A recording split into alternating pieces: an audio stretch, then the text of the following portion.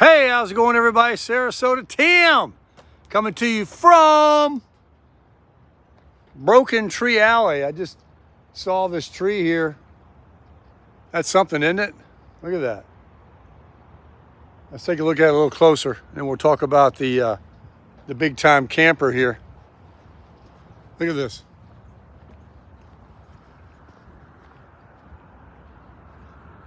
A big oak tree. Had a very shallow root in this little area here. Look at that. And the wind blew it over. All right, let's talk about what we got here. We got us a green light, baby. It's good to go. I'm actually down the street from Fred and Rafaela. I'm going to go over their house for dinner because I'm either going to stay there or I'm going to stay in here. I'm not sure. I wanted to leave and go down there earlier, but what happened was they tweaked on the truck, on the hitch here. Well, just one time. Okay, let me back up. I bought a new shank so I can get my ball lower because it was way high, backing it up to the camper. And so when I hooked it up, it had this like tilt out called 6 degrees that the guy said, and I never had any kind of tilt at all. That ball was straight up and down when I towed it with the Tundra and this camper. And I got out on the freeway and I just couldn't even believe it. The thing was all over the road. It was white knuckle city, baby. Nothing like the Tundra ever presented to me as to why I even wanted to get a bigger heavy duty truck. So they did an adjustment, right? I won't go into all the details. They changed a few things, and I go down the road again, and I didn't even go to the freeway to test it. I only got about a mile down the road, and I went back again because whatever adjustment was made, now it felt like, and this is weird for me to say, the front tires on the truck were so far out of alignment, it was pulling hard to the left. If I let go of the steering wheel, I immediately went all the way over to the left into traffic if I didn't grab it. And I was fighting to keep it right. And I don't know what back here adjusting does something like that to the front. And when I went back, the very nice people at A&A, very nice people that helped me, and it's all fixed now. They helped me out big time. He said he's never heard of anything like that where adjusting that would change the way the truck steered. But I don't know anything about anything, but I know this. If you lift up the back and you put weight down on the front and you're trying to put more weight on all the axles is what you're doing. Weight distribution hitch. You're trying to distribute it instead of it all being down on the bumper here. Well, in my own little pea brain, I'm thinking that a lot of weight was put down on the front end somehow with the first adjustment, and it just caused the truck to be digging in on the front and wanted to go to the left for some reason. I don't know. So I went straight back there, and another individual that they're all family there came out, the guy more my age, and he'd been doing that business a lot longer.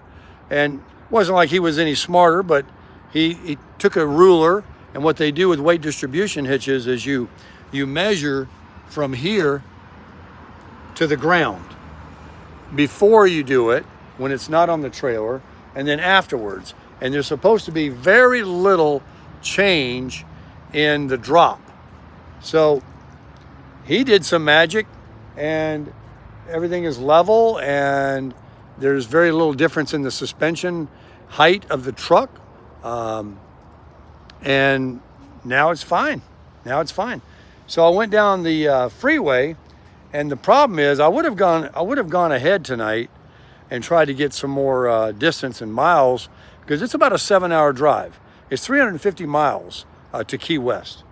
And, you know, I don't have to do it all in one night if I have to. So I was thinking I'll just go down and I'll grab another RV spot somewhere down Homestead or in the beginning of the Keys or whatever. But when I left, then I was hungry. I wanted to get something to eat.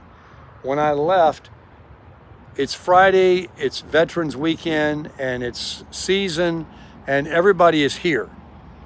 And 75 southbound was a parking lot. It was very discouraging. I was a little annoyed because here I'm thinking, oh my God, I bought this truck and it's not even doing what the Tundra could do. And then they made an adjustment and it wasn't right. And I had to go back. And then the traffic, and it's been all day doing it because it's not a simple thing. You have to take everything off. They busted their hump over there at A&A to make it right. And they never even looked like they were perturbed about anything or whatever. And it was like 2 times they did something, but it was involved. It's involved in taking all this off and taking some of these out eventually is what the last thing was. That's what the gentleman that did the last adjustment, he took some of those washers out and he took height adjustments in the back of the camper, height adjustments in the front of the camper, height adjustments on the front and rear of the truck. So there's a formula of math that you have to do this hitch. It's not just like take a hitch, a trailer, a boat trailer or anything, a small camper, and just stick it on a ball and go. This has got all this contraption. This is a anti-sway bar. These wheelbarrow arms here are the weight distribution arms, and they hook on these right here, and you've got to have a lever, a big pipe with leverage that lifts them up and snaps them in. And you got to lift the truck up first with your jack on the ground. You have to lift this up real high just so you can lift these on. Those things are so tight, you wouldn't even believe it. So here I am, and I'm going to leave it to crack in the morning. We're still going. So that's the story. And I got up early again. These last few days I've been kind of jet lagged. It's a combination of this. 1, I get up early anyway. 2, I drink a lot of coffee and I'm crashing. 3, I don't eat sugar anymore. 4, when the election came, we were all up till late. And then I got up early in the morning to see the results and stayed up. And then that caught up to me. 5, I've been to the gym and I did a hard workout and my body's a little sore. 6, I was aggravated today with all this and it was a lot of mental stress. 7, I get out there on the freeway and it's a parking lot. And I said, where am I going to go? It's going to be dark at 5:44 is sunset here in South Florida. So that's my story. I hope you guys enjoy the boring video here, but I finally got it going. We'll be leaving in the morning and we'll be down there hopefully in time to check in right around check-in time, and then, you know, start seeing some sights. We'll be doing some sights on the way down too, on the way down and see shells and different things in Key Largo and Marathon and whatever we see, Isla Mirada, wherever I can park this Albatross and get out and make some videos. But I am trying to get down to my camp spot and put the chairs out, the awning out, relax. Only a few miles outside of Key West, so it won't be an hour or 2-hour drive to go to Key West. We'll be able to go there once or maybe twice if I want to, the most southerly point. I'm trying to do a lot in a very, very short period of time. That's why I was hoping to kind of get down there tonight or, you know, halfway or something and not have the entire 350 miles or 7 hours of driving in front of me. And it's not that it's that far, it's 350 miles. It's the time it takes once you get in the Keys. It's a 2-lane down through there. And it's Veterans Weekend. It is the weekend period. It's the season. So, you know, I don't know what kind of mileage I'm going to be getting or how long it's going to take, but it is what it is. And I'm looking at the positive. Okay, the positive is, out of everything that happened today, I didn't leave tomorrow. I didn't get up Saturday morning and discover all this business where the trailer was all over the road. I did not do that, and they would be closed. A&A is not open on weekends. So we dialed it in today. We got it all straightened out. She's ready to go. She tows very nicely. So that's my story. You guys have a great night.